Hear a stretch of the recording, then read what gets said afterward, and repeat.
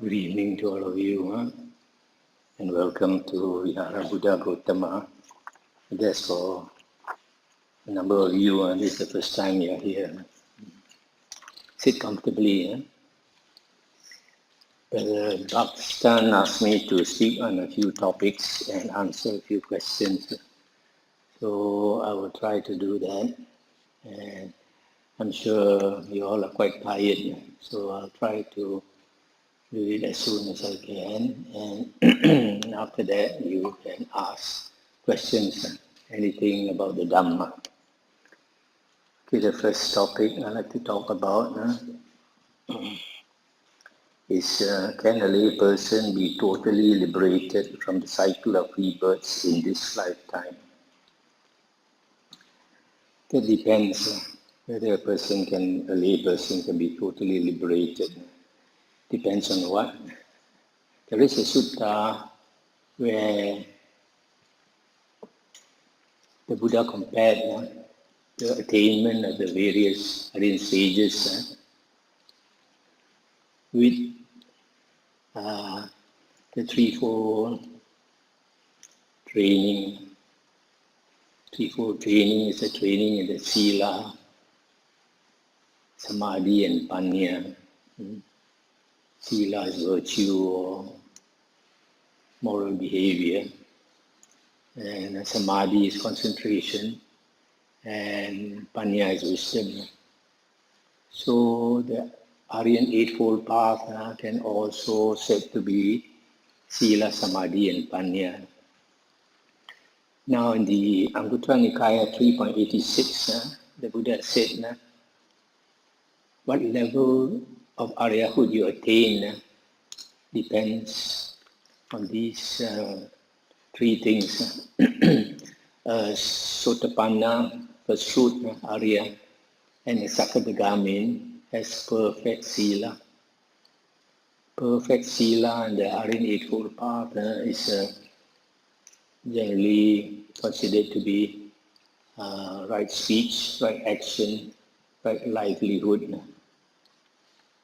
Right speech, right action, right livelihood. If you investigate these three factors, it is actually 7 precepts. 3 body precepts and 4 verbal precepts. If you all listen to my Dhamma talks, this is explained in detail. So, Sotapanna and Sakadagamin, they have a perfect Sila. And Anagamin, third fruit, has perfect Sila and perfect Samadhi. Now, perfect Samadhi in the Buddha's teachings and the sutras is said to be the 4 jhanas, 4 rupa jhanas, 4 form meditative absorptions. So to become an Anagamin, you need at least 4 jhanas. And then Arahant has perfect Sila, perfect Samadhi, and perfect Panya. So an Arahant also has perfect Samadhi. So Anagamin and Arahant, they need 4 jhanas. But Sotapanna and Sakadagamin, they don't need 4 jhanas. But there's a difference between these two attainments. There is a sutta in the Samyutta Nikaya, Sutta 56.40, there it is stated clearly that a Sotapanna does not need jhana. A Sotapanna does not need jhana. But comparing with other suttas, although it's not stated specifically, we find that the Sakadagamin, the second fruit, Arya, must have the first or the second or the third jhana. First or the second or the third jhana. So only the Sotapanna does not need any jhana. So it is very common for lay people to attain Sotapanna. Now all levels of Arya, there are 8 levels of Arya. First path, first fruit, second path, second fruit, third path, third fruit, fourth path, fourth fruit. And only the fourth fruit Arya has finished his work. The other 7 have not finished their work. But there's one thing common with all of them is that all of them must have right view. The lowest Aryan stage is the first path, and also said to be stream entry. And in the sutta, the Buddha said, when you say stream entry, the stream refers to the Aryan Eightfold Path. So stream entry can also be said to be a path entry, entry into the Aryan Eightfold Path. And the Aryan Eightfold Path consists of 8 factors. And according to Majjhima Nikaya Sutta 117, you practice the Aryan Eightfold Path in a definite way, not in a haphazard way. You must attain first the first factor, which is right view. And right view will bring you to the second factor, which is right speech. And that will bring you to right thoughts. Will bring you to right, the second one is right thoughts. And then that will bring you to the third one, which is right speech. And that will bring you to right action, right livelihood, right effort, right mindfulness, and right concentration. So the Aryan Eightfold Path must be practiced in that way. There are many suttas, other suttas that explain this.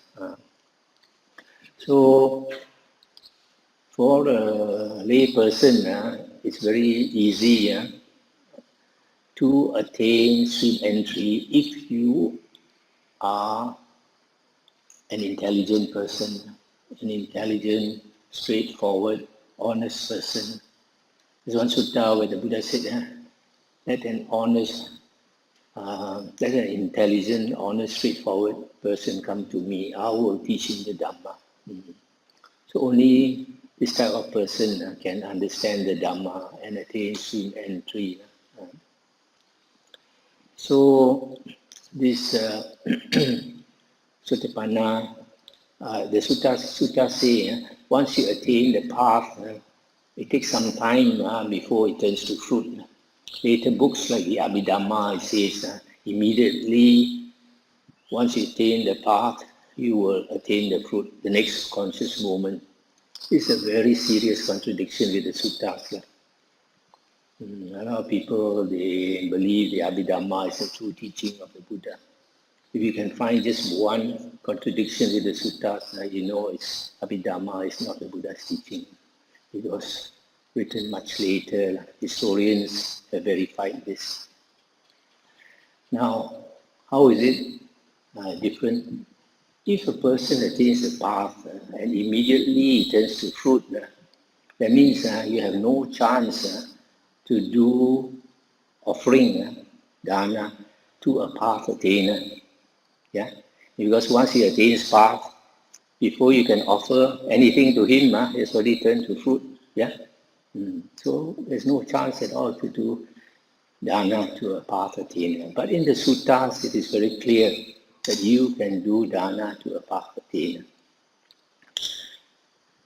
I think the Dakina Vibhanga Sutta, Majjhima Nikaya 142, it is said that if you make an offering to a path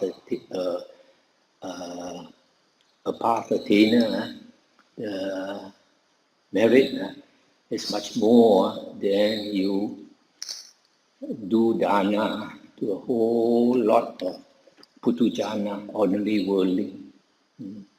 And then he also says, if you do dana to 100 first path attainers, the merit is less than giving to one first fruit attainer, Sotapanna.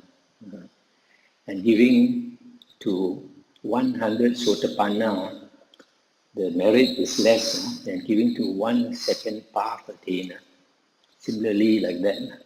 So it's very clear that you can make offerings to path attainers, so they do not exist just for one conscious moment. The Buddha says in the suttas that before the path attainer passes away, the path will turn to fruit. At the very latest, when he's about to die, when he's about to pass away, the path will definitely turn to fruit in the same lifetime.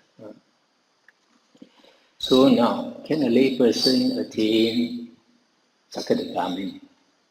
It is possible if that lay person can attain the first or the second or the third jhana. But it is not common, it is difficult. Why? Because in the explanation of the jhanas, the Buddha said, among aloof from sensual desires, aloof from unwholesome states, enters and abides in the first jhana. So before you can enter the first jhana, you've got to be aloof from sensual desires and unwholesome states. And that takes some time to develop. Yeah? It means only if you are celibate, you don't engage in sex, you don't have sensual desire, then only you can attain jhana. If you are a married man and living a normal married life, it is not possible. But during the Buddha's time, there were some lay people, even though they had wives, they told their wives that they wanted to practice. So they did not sleep with their wives. They slept separately, and their room, they lived alone as though it's a cave. Such people can attain. Also we find in the suttas and the Vinaya books, when the Buddha was gathering disciples, the earliest disciples, he looked for those who have attained 4 jhanas, either this lifetime or previous lifetime. So there was a man called Yassa, the son of the richest man in town. So the Buddha, every day this Yassa was entertained by slaves and workers. Ladies would dance and sing for him, and he would drink liquor and all that, enjoy himself. So one night, it was the same, seeing them dancing and listening to their songs and all that, and then it was quite late, he fell asleep. He fell asleep, and then in the middle of, and then the ladies, the slaves and all that, found the master sleeping. They were tired, they also slept on the floor. So the Buddha made him wake up in the middle of the night. When he woke up, he saw this lady sleeping on the floor, half naked, their hair all on the floor, saliva oozing and all that. So it reminded him of corpses, dead bodies.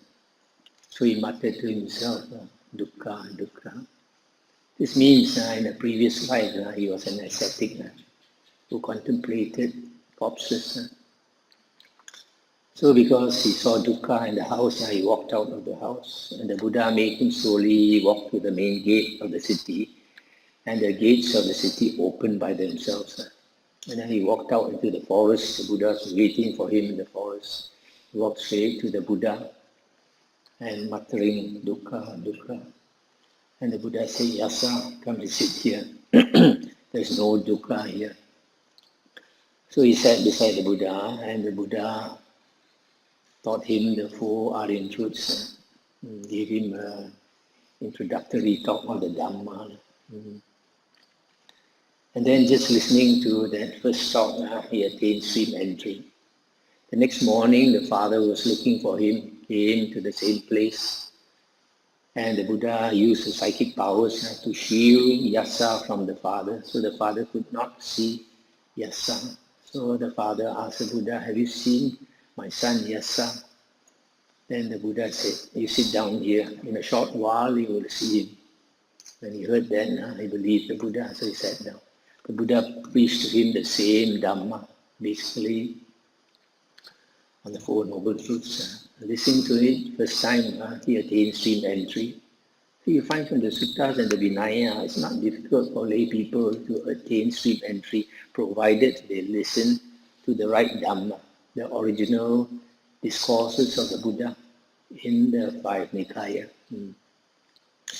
So after he attained stream, and at the same time when he attained stream entry, Yassa, who was sitting nearby, attained arahanthood.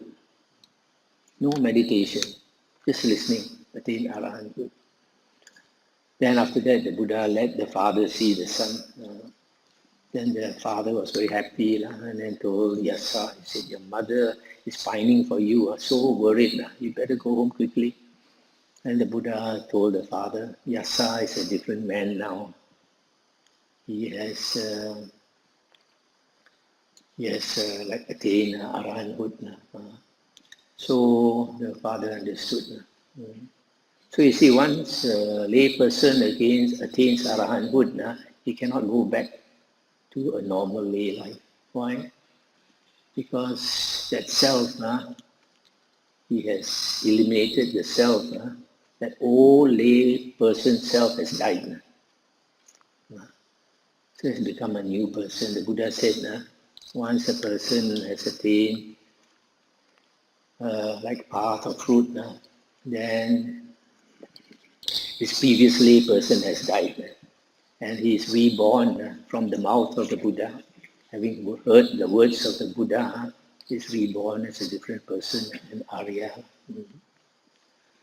So there's a thing, if a lay person becomes an Arahant, he cannot go back home. But later books say more than that. Later books say, or if he does not become a monk within 24 hours, he will die. No such thing. That's the problem with later books. They say a lot of things that the Buddha never said. So you see from here, actually, a lay person can attain stream entry and Sotapanna without difficulty if he is intelligent. But higher stages is difficult. He has to give up sensual desires and unwholesome states first.